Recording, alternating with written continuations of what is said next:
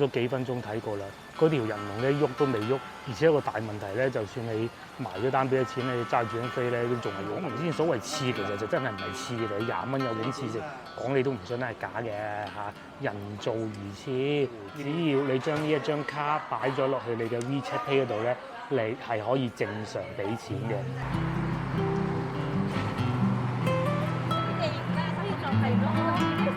各位觀眾大家好，我而家所在位置係康王路啊，咁啊我等陣會去西華路嘅。今一集嘅影片咧係會因應幾位觀眾嘅要求嚟西華呢度拍攝佢哋曾經居住過嘅地方。咁啊喺西華路咧有2個觀眾要求有揾嘅地方嘅。咁第一個咧我哋就係有少少存疑啊，可能佢描述得唔係太清楚，因為咧佢寫咗陝基西，咁但係明明咧前邊係寫住西華路嘅，咁我都覺得陝基西好似唔喺呢邊嘅喎。咁後來我再睇過啦嚇，陝啊、洗啊、各種字我都揾過嘅。咁咧附近有一個叫洗家莊嘅地方，好容易搞錯啊。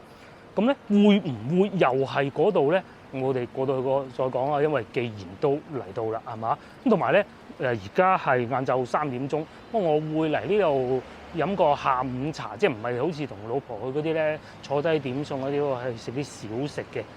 而家我哋先去揾咗觀眾要揾嘅地方先，希望完成得到。不過我覺得機會比較渺茫啊嚇。正前方就西華路，喺呢邊轉過去就會去得到荔灣路嘅。咁啊，觀眾要揾嘅地方咧就喺前邊嘅啫。咁咧我就揾咗呢一個叫冼家莊小區，係咪好容易搞錯？啱先又讀咗洗家莊啊，係咪？係冼家莊。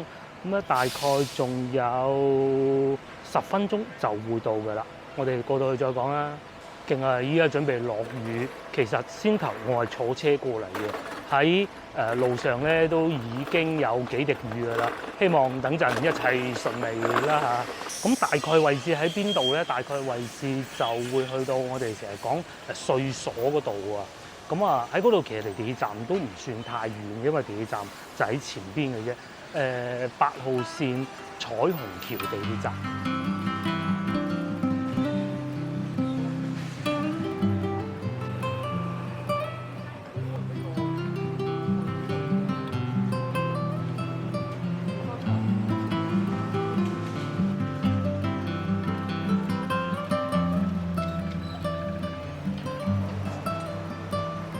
話說呢度入去咧就係西華路小學啦。點解我會估呢位觀眾係冼家莊呢度咧？因為佢喺留言裏邊曾經提及過話有提及到西華路小學呢幾個字嘅。咁而且咧喺廣州用得冼呢個字嚟做路名嘅咧就不完全統計，只有3個，一個喺河南，另外一個咧就喺18浦嗰邊嘅，咁啊另外一個西華路呢邊。咁所以我覺得喺嚟到呢度機會係會比較錯啦，就喺呢度入去嘅。咁啊離西華路小學有點兒距離嘅。嗱前邊你已經見到啦，冼家莊小區咧前邊有塊牌，有幾個紅色水馬嗰度啊。咁啊趁住仲未落雨，我哋過去睇睇先。觀眾要揾嘅咧係12號地下，我哋即係揾12號啦。咁啊，至於面前呢度咧就係司馬涌啊，但係有個問題又嚟啦，我喺度見到有個關卡，有個門口啊，唔俾入去啊。咁啊睇嚟真係要揾到嘅機會係微乎其微啦。暫且相信係冼家莊咯，嚇。咁如果真係入唔得到去嘅話，我哋行下司馬涌睇下先咧。嗱就係呢度啦。咁要門禁先入得到去嘅，有保安叔叔喺度望住嘅，咁啊冇計咯，已經變成一個冼家莊小區啦，可惜。咁至於喺呢度亦都睇下，嗰度有寫住啦嚇，冼家莊17號。咁既然係咁，至於我哋就喺何涌呢度行翻過去，往司馬涌嗰個方向過去嘅。而家條河涌整到咁靚嘅喎嚇，呢度就係司馬涌啊！我記得差唔多放開嘅時候啊，即係疫情喺差唔多放開嘅時候，我同個老婆曾經去過附近涌嗰邊南岸嗰邊啊，有一次食飯嘅。咁啊，哇！嗰條涌咧好鬼污糟。依家雖然啲沖嗰啲水嘅顏色啊，好似深色啲啊，但係咧乾淨嘅喎，就係咁啦。咁啊，相信咧各位觀眾以前喺度居住生活嘅時候咧，呢條河涌梗係污糟邋遢。據說咧以前啊，連個河涌都冇揭開嘅，依家咧就整翻咁靚啊，仲有啲工人喺度養護添。咁至於我咧就往翻珍珍豬腸粉嗰個方向行過去啦，因為咧第一嗰邊係多嘢食，我嘅下午茶就會喺嗰度解決嘅。另外一位觀眾要求揾嘅地方亦都喺嗰度嘅。咁啊呢度仲有個樓盤，有啲小朋友喺度玩緊添喎，好熱鬧㗎嘛。咁啊觀眾亦都有提及過嘅，佢話陝基西，咁我暫且相信佢可能會唔會寫咗冼家莊西啦嚇。嗱，呢度彩虹橋路4號就係呢啲咁樣嘅屋啦。我相信咧，如果我冇揾錯地方嘅話咧，各位觀眾以前喺度居住嘅時候，呢啲屋都應該存在咗吧嚇。然之後呢度仲有啲有新加裝嘅電梯嘅。咁話説咧，我大概個女出世前後啦，13、14年之前咧，我曾經喺呢度附近翻過工嘅，但係都未入到嚟咁深入呢個位置嘅。咧喺呢度行過去，喺呢度行過去就已經係西華路小學㗎啦。上次亦都同大家嚟過啦。咁至於我咧就往西華路嘅方向過去。咁西華路咧好得意嘅，佢分開咗2橛嘅。咁有一部分咧就俾康王路分開咗嘅。咁啊有一部分咧就有4到5間餐廳，都係非常之好嘅。咁我啊諗住食啲小食啊，唔坐低叫大餐嗰種嘅。而家帶大家去睇下，因為咧而家啲初中生開始放假㗎啦，咁啊多咗人出嚟飲飲食食啊嘛。嗱喺我嘅左手邊咧就係彩虹橋地鐵站 A 出口啦。咁咧我哋第一個要去食嘅小食咧就係前邊嗰間叫哥林多，佢哋嘅三文治非常之好。嗱，跟住啲小朋友去揾嘢食就冇錯㗎啦。先頭我已經經過佢哋門口啦，都係坐滿嘅。咁喺呢條路西華路同埋呢一片啦嚇，近地鐵站呢一邊咧，其實有幾間餐廳都係唔錯嘅。之前喺夜晚亦都同大家介紹過，第一個無出奇有，梗係前面嘅珍珍啦嚇。珍珍隔離咧，亦都有麗林嘅。咁啊，如果大家中意食小食嘅咧，呢2間都係唔錯。正麗林對面咧，仲有一個煲仔飯都係唔錯嘅。喺呢一帶咧，喺康王路近地鐵站呢一帶咧，已經有4到5間。係啊，爭啲仲數漏咗財福麵店。不過財福麵店咧，佢就連鎖式經營，就唔係淨係呢度先有嘅。先頭我講嗰幾間咧，就真係只有近彩虹橋地鐵站呢邊先至有嘅啫。咁如果我哋繼續往前行，就可以去到哥林多嘅啦咧，前邊。呢個咧就我啱啱買嘅三文治啊，佢哋咧非常好食，而且而家都仲係熱嘅。咁咧只需要6蚊一個嘅啫。咁啊，當穿過康王路之後咧，就會見到我同個老婆多次提及，亦都食過好多次，非常之值得嚟嘅雍和酒家啦。呢度嗰啲燒鵝係非常之值得食嘅。咁點解我仲未食呢個三文治？好簡單嘅啫，因為要喺前邊嗰條街轉入去買支牛奶飲嘅。咁啊，甚至乎你中意食腸粉嘅，呢度仲有同泰腸粉都係唔錯，坐得舒服啲咯。咁至於牛奶鋪咧，就喺前邊英姐鮮奶。咁我哋都嚟過幾次㗎啦，出品確實真係冇得傾㗎啦，而且價錢又夠平。跟住咧我買咗呢個，今次冇買鮮奶，今次買酸奶，有糖酸奶、無糖酸奶同價6蚊。呢啲街頭小食咧係要一路行一路食先好食嘅。咁如果唔中意呢啲咁新潮嘅，其實對面咧仲有一間腸粉鋪嘅放記。雖然佢話有糖，但係唔算好甜，非常非常之似咧我哋細個嗰啲燕塘牛奶嘅味道。而家咧嗰啲甜味唔同咗，我講燕塘或者燕塘。唔係呢個咧就真係好似嗰種味道嘅，一樣係咁跌嘅喎，6蚊雞。如果去超市買咧，燕塘嗰啲咧10蚊3支咯，咁啊就冇得咁比嘅嚇。至於喺呢個時候咧，就梗係試下個三文治啦。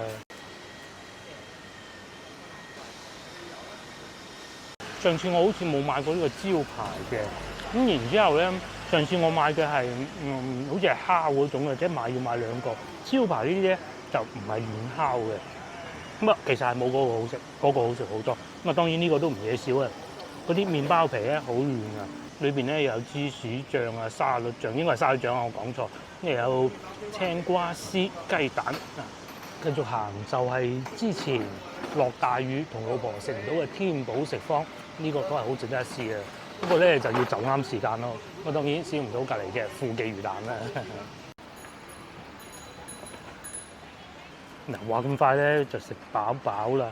跟住呢度，如果你見到呢個非凡腸粉檔，食完之後咧，嗰啲小食基本上就結束㗎啦。咁啊嚟到中段咧，就會有更多呢啲粵菜飯店，譬如斜對面有幾間食豬雜啊、食魚生嘅鋪頭嘅。咁啊，但係咧嗰啲啊不在今天考慮之列。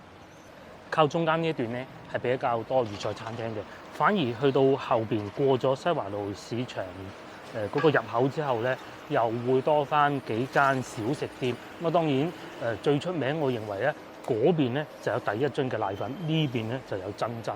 咁如果你話嚟到西華路要食啲比較傳統嘅小食咧，呢兩個係力推嘅，即係嗰啲咧食你唔係好飽嗰啲啊。嗱，面前呢一堆咧就係先頭我所提及嗰啲順德魚生啊、豬雜粥啊、豬腰粥嘅地方啊。咁咧，如果將鏡頭一轉過嚟呢邊咧，就仲有呢個多次提及過冇做好耐嘅燒臘世家。反而隔離呢度不得不提嘅咧就係興興旺。之前咧佢喺對面街開鋪嘅，後尾就搬咗過嚟呢度。我食過一次，好食係歸好食，但係冇咁神乎其技咯，嗬，唔係話嗰種不食不能夠嗰種咯。但係咧就真係老字號嚟㗎啦，喺中山五路，好似係中山五路嗰度。御武街係一路做過嚟嘅，似乎仲有一啲不是太出名，但係其實都幾好嘅腸粉鋪啊，又或者前邊嘅芝麻糊啦，就喺呢度咧。一睇見咁多遊客咧，就知道係值得推薦。而且我同大家講，我今日同大家講得嗰啲鋪頭咧，大多數都係既有遊客喜歡，但係又唔係好網紅嗰種嘅。呢間過得去嘅，其實價錢都唔會太貴。咁至於喺呢度一路翻出去咧，就已經係東風西路㗎啦。我哋唔喺度過去。咁至於西華路呢度咧，即係除咗飲食以外咧，其實就冇咩騎樓街啊，各種嗰啲睇嘅有，但係唔係佢嘅賣點。咁喺呢度咧就入去就係西華路市場啦。咁同埋最吸引到我嘅咧，就反而我一路都想試，但係冇試嘅。對面係食營碗仔翅，今日未必會試啊！因為我見到前邊嗰間排隊王今日好似冇乜人，我想過去試下。嗱，我所講嘅排隊王咧就係前邊嗰個生煎包啊，但係唔係喎，我一樣見到好多人排隊喎，排到出去馬路喎，又會咁樣嘅咧嚇。因為今日我想食啲後生啲嘅，咁啊嗰啲傳統啲嘅可以同個老婆嚟啊嘛，你睇排到咁嘅喎。真係誇張嗱，就係呢個藤原生煎包啦。我觀望一下，睇下佢會唔會出一爐就啲人少好多。就喺呢度等咗幾分鐘睇過啦，嗰條人龍咧喐都未喐，而且一個大問題咧，就算你埋咗單俾咗錢咧，你揸住張飛咧都仲係要等嘅，所以冇必要啦，太過網紅 feel 啦。因為既然都係網紅啦，我想試下前邊呢一間啫，食營碗仔翅。就喺市場口呢度嘅，咁啊有擺台喺門口可以俾食客坐住食嘅，而且咧睇上去又唔係太多人，呢反而隔離呢間好似休息中喎，有叔叔阿姨食啊，可以試下。我嘢食就到咗啦，咁咧呢個勁啊叫繁花似錦翅，20蚊一碗，裏邊啲料就多啦，多到咧我記唔低，我係要影低咗嘅。睇下有啲咩先嚇，嗱佢話有花膠啦、帶子啦、響螺片啦、墨魚翼啦、乾瑤柱啦、魚香啦，同埋木耳嘅。話唔好意思，嗰兩個字太細隻，係魚青唔係魚香啊！我都覺得奇怪啊。係啊，話夠傑喎！咁首先講明先，所謂翅其實就真係唔係翅嚟，20蚊有碗翅食，講你都唔信係假嘅嚇。人造魚翅呢啲都知㗎啦嚇。呢個就應該係響螺片吧嚇。咁木耳啦、花菇啦，呢啲係咁啊未食真係食唔出嚟，睇唔出係咩從外表，但係真係夠結喎。咁同埋咧，佢哋係有配醋嘅，咁我都梗係落少少啦。你睇下結到，應該撈勻佢嚟食㗎嚇。咁至於我咧就坐喺人哋門口食啦。啱先咪仲話好熱嘅，又好喎，落雨落唔出，唔熱。試味道先咧，哇真係好滑喎。有少少甜味嘅，好多年啦，我冇食過魚翅啊，即係真係未食過嗰種嘅。我阿叔煮過俾我食，當時已經覺得好好食啦。雖然未有當時食到咁樣，因為嗰啲真係會落好多老雞啊，真嘅魚翅啦嚇，同埋金華火腿整嘅，咁呢啲就肯定冇嘅。比我當時食嘅熱少少啦。咁至於食完碗仔翅呢間鋪頭咧，我第一次嚟食嘅啫啊！大家睇上去嗰一點，大家覺得食一個6蚊雞大份嘅瀨粉好啊，以為食呢個好嘅。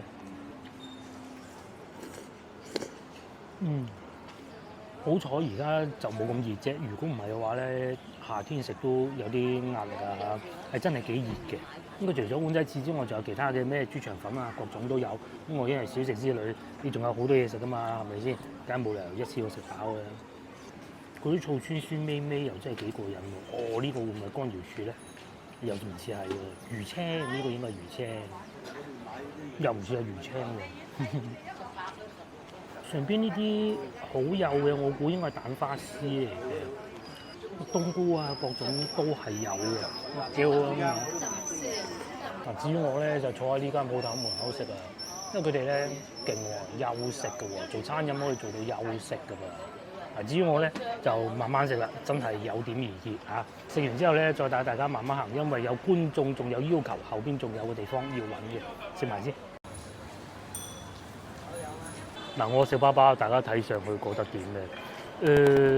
其實餐廳裏邊仲有好多人㗎，因為戶外可能太熱啫。我都係見到嗰個叔叔阿姨食都得嘅，我先至食嘅啫嚇。還可以啦嚇，但係20蚊好似真係貴咗啲啲咁多啦嚇。至於對面咧，而家就繼續排隊嘅人更多了。睇嚟我啱先冇去排隊，都係一個明智嘅決定，因為而家咧已經開始落起毛毛細雨㗎啦。咁我可能會揾個地方坐低先排隊啊！呢個啊等翻下次再講啦嚇。咁如果要坐低咧，前邊咧就仲有個煎餃都係唔錯嘅。雖然以前食過，但係就唔係呢間分店。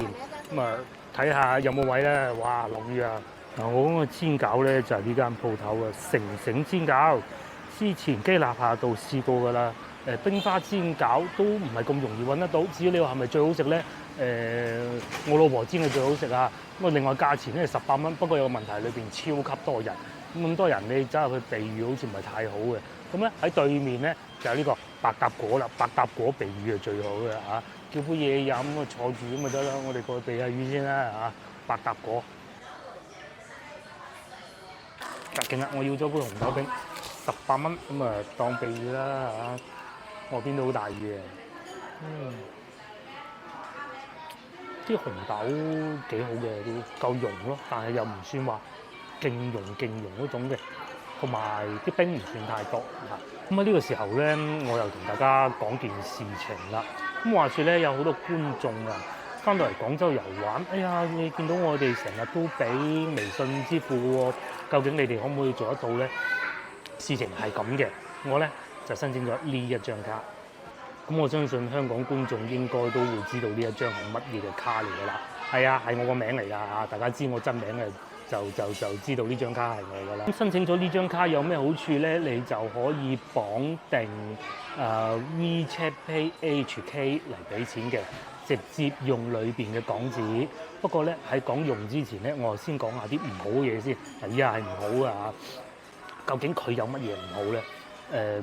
第一，你係唔可以用微信嚟支付任何關於個人嘅收款碼嘅，即係類似咩？簡單啲嚟講，就係我哋去到譬如話買餸啊，我哋同我老婆去買餸嘅，絕大多數買餸嘅攤販老闆佢都係用一個叫個人碼嘅東西嘅，你係俾唔到錢嘅。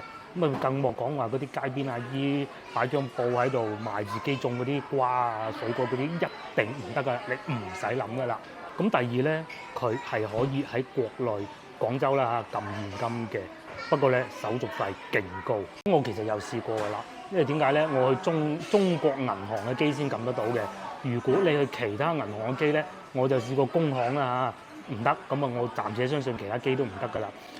喺中國銀行嘅 ATM 機撳機，咁喺國內嘅規定咧，每次而家應該我哋普通呢啲卡咧，每次係可以2萬蚊嘅頭，好似係嚇。咁如果我哋國內呢啲卡咧叫通傳通對，即係咩意思？你攞工商銀行又好，或者北京嘅工商銀行都好，一張中銀嘅卡提現咧，唔需要收任何手續費嘅。不過呢個係需要嘅，呢個每次係要收最低50蚊，應該係港幣嘅手續費嘅。咁咧，即使話你係2500蚊人民幣咧，係要收50蚊港幣嘅。咁計落咧，其實都好貴嘅。咁但係佢又究竟有乜嘢好處咧？接落嚟就講好處啦。如果你喺一啲比較大嘅商戶，只要你將呢一張卡擺咗落去你嘅 WeChat Pay 嗰度咧，你係可以正常俾錢嘅。嗱，睇下我用咗呢段時間俾咗啲咩錢咧。首先第一個我試嘅咧就係買喜茶。呢個喜茶咧唔係去鋪頭買，而係上網訂，用微信嚟訂嘅。微信即係 WeChat 嚇，係可以訂得到嘅。咁佢咧係收25蚊人民幣，佢折翻港紙，咪寫埋當時嘅匯率㗎啦，非常之方便嘅，而且咧仲可以兌印花添啊！咁然之後咧，呢個都係喜茶嚟嘅。咁啊再嚟呢一個咧就係嗰日我同個老婆去天河城隔離嘅天環店小炳勝食飯嘅。當時使咗159蚊，不過我冇拍短片。當時我就第一次嘗試掃個二維碼俾啲工作人員睇嚟俾錢嘅，呢一個就第一次，都係可以俾到嘅。咁然之後咧，翻到屋企之後咧，我哋仲去個菜一便利店，菜一便利店咩咧？即係71便利店買咗支水3蚊3，總共咧就俾咗3蚊5毫8嘅港紙。咁樣樣都得啦，我又梗係試下麥當勞啦，係咪先？原來麥當勞都係得嘅。咁其實去到麥當勞都得咧，我就已經覺得好多地方都可以㗎啦。甚至乎我哋嗰日去大鴿飯咧，咪用套餐俾錢嘅。咁我哋加到咗個茶位嘅6蚊雞，都可以。甚至乎後邊有便利店啦，今朝早我仲去大快活試過添，都得嘅。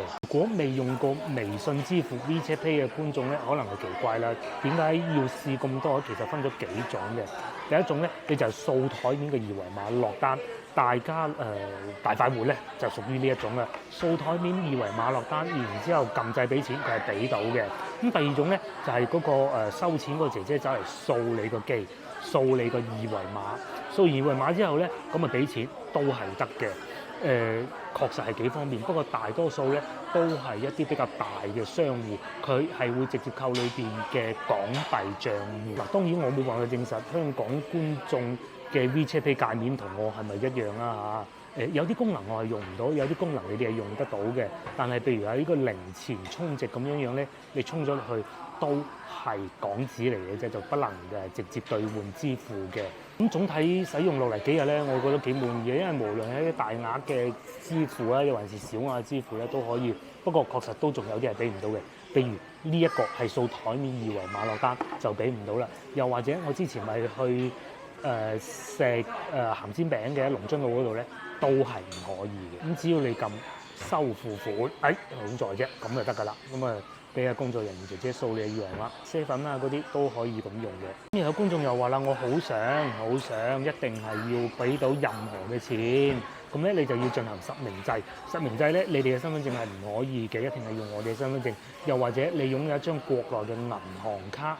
咁但係有個問題就係嚟啦，我之前都幫大家問過我啲喺銀行做嘅同事啊，咁佢哋都話其實只要你唔係本地人咧，辦銀行卡係非常困難。呢個同你係咪香港人冇關係，係同你係咪本地人有關係嘅。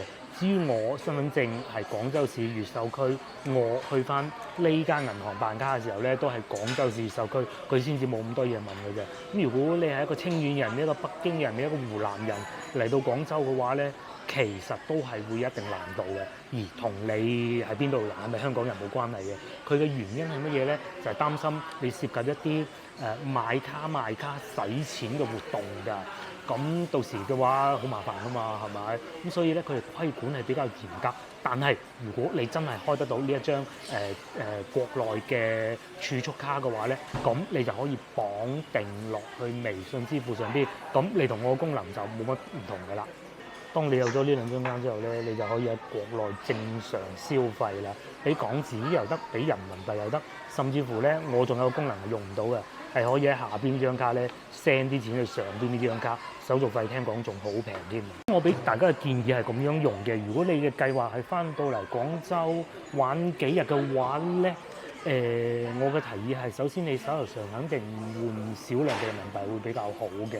咁然之後咧嚟到翻到廣州，只要你可以用到微信支付嘅話，你都用微信支付。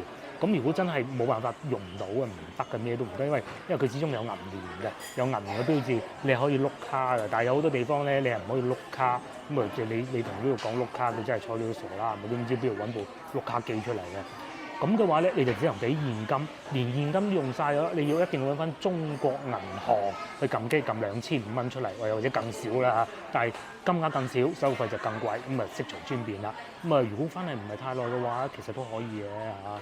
咁啊，因為咧始終你太多現金爭住喺手咧，喺條街度行行，好似我哋今日咁食小食啊，嗰啲一路食緊啲嘢食，都唔好講話有人偷啊，跌咗都無謂啦，係咪先？據說咧，佢哋仲可以用嚟坐車啦、買機票啦、住酒店啦。咁至於乘車碼咧，我係試過係唔得嘅，因為我一撳入去咧就已經變翻香港㗎啦。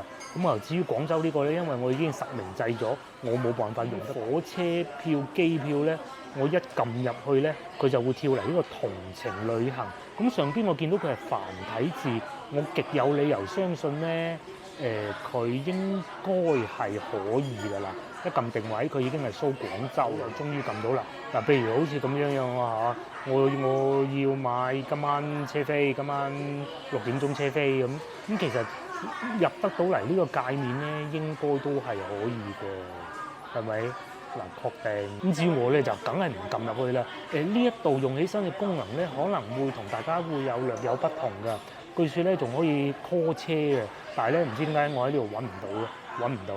嗱，反而喺呢度咧我就揾得到，因為我都撳咗好耐，我想知道有啲咩功能用得到啊嘛。嗱，常見問題，咁咧就應該係揀目前有哪些商戶支付，佢呢個商戶列表咧係未係全部㗎。嗱，譬如話有啲最簡單，我今朝嘅大快活佢呢度已經冇啦，係咪？咁佢可以用嗰個地方咧，比呢度所講嘅會更多㗎。咁總之個原理就係咪你去試下佢得嘅，唔得你咪俾現金咯，係咪先？咁同埋佢應該係唔可以坐廣州地鐵嘅，我估㗎咋。但係咧呢度可以揀滴滴出行嘅，但撳入去咧係冇反應㗎咯。咁啊基本上就係咁啦。便利店啊、屈臣氏啊，各種都有嘅。酒店啊，你都可以選擇得到嘅。唯獨就係冇廣州地鐵啦。咁啊，俾現金啦。呢度有廣州地鐵。嗱，但係撳入去咧係冇反應嘅。咁其實如果各位觀眾翻到嚟廣州嘅話咧，你要坐地鐵係會方便啲嘅。咁如果我哋要坐地鐵嘅咧，應該點揀咧？我都好唔識。嗱，因為咧，如果你翻到嚟廣州咧，你冇理由去買張羊城通卡噶嘛，係咪先？咁咧，通常我哋咧，如果係揀嘅話咧，係揀翻呢度嘅，會有個出行服務，但係我揾唔到咯，係啊，生活繳費咁，肯定冇啦，係咪先？中電、煤氣、水務處呢啲都有，就唯獨嗰個係冇嘅咯。嗱，咁基本上就係咁啦。首先必須要説明嘅事情就係我仲未試晒所有功能嘅，又或者去到總行可能第一更多錢咧。即係東方西路嗰間咧，又或者其他銀行係冇呢啲功能，講唔定嘅。咁至少我試過呢一張卡係得嘅，同埋用起身都 OK 嘅。我相信大家翻到嚟國內擁有咗呢張卡之後咧，係可以比較方便。咁至於究竟點樣綁定落去嘅話咧，我會擺條 link 喺下邊嘅，到時大家自己慢慢睇。其實都幾複雜㗎嚇。話雨咧就越落越大，但我發現咧前邊好似冇人啦噃。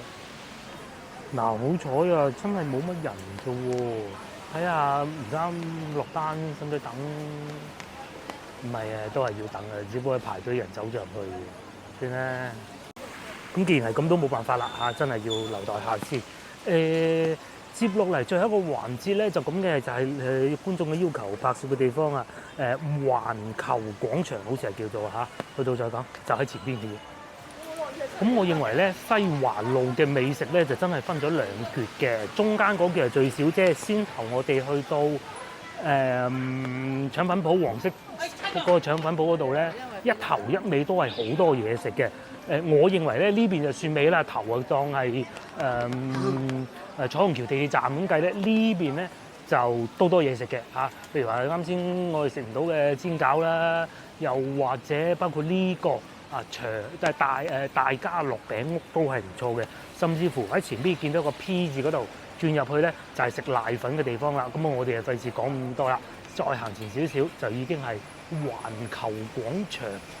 甚至乎面前呢一個應該飲茶都係算廣州最有特色嘅一間嚟，真係㗎。應該係叫做登峰海鮮酒家，就係呢度啦。上次我哋喺富記魚蛋粉嗰度咧，咪見到有個姨話唔見咗個銀包嘅，跟住另外嗰個阿姨咧同我哋搭台嗰個，佢都推薦呢一間嘅。我哋嚟呢度飲個茶。好有特色，好有特色。終於我哋翻到嚟呢個路口，咁如果想食牛肉方面嘅嘢咧，對面呢度都有兩間，直頭牛鞭都有得食啊！哇，夠晒醒神啊嚇！不過呢啲我受唔到嘅嚇。咁觀眾要揾嘅地方應該就喺呢度附近嘅啦，因為前邊嗰條路再轉過去就已經係第一樽。我記得前邊嗰個蛋撻鋪好似都係唔錯，但係唔知而家仲有冇做啊？同埋最有印象係當然就係呢個工商銀行，因為點解咧？呢度咧有間支行叫西華路支行，就係啱先斜對面嗰度。咁但係嗰度已經係實在太舊啦，所以就搬咗過嚟呢度。係荔灣區一間咧做咗好多年，同一啲工廠企業結算好大嘅銀行嚟嘅，西華路支行啊，就喺呢度啦。咁至於前邊應該先至係環球廣場，睇下我揾得啱唔啱啦，就係呢度啦。通常咧，我哋同個老婆咧會將呢度叫為裕富嘅，咁但係其實呢度唔係裕富個位置嚟嘅，裕富喺前邊嗰度入嘅。咁就係呢度環球廣場。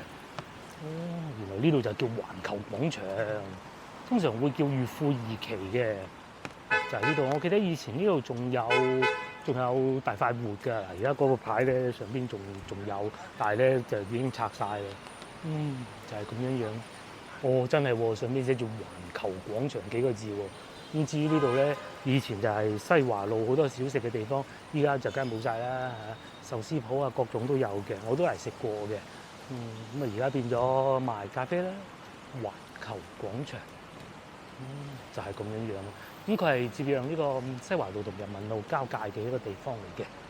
嗱，好啦，今日影片到呢度為止啦。只可惜天公不作美，如果唔係咧，仲可以帶大家去多啲唔同嘅地方嘅。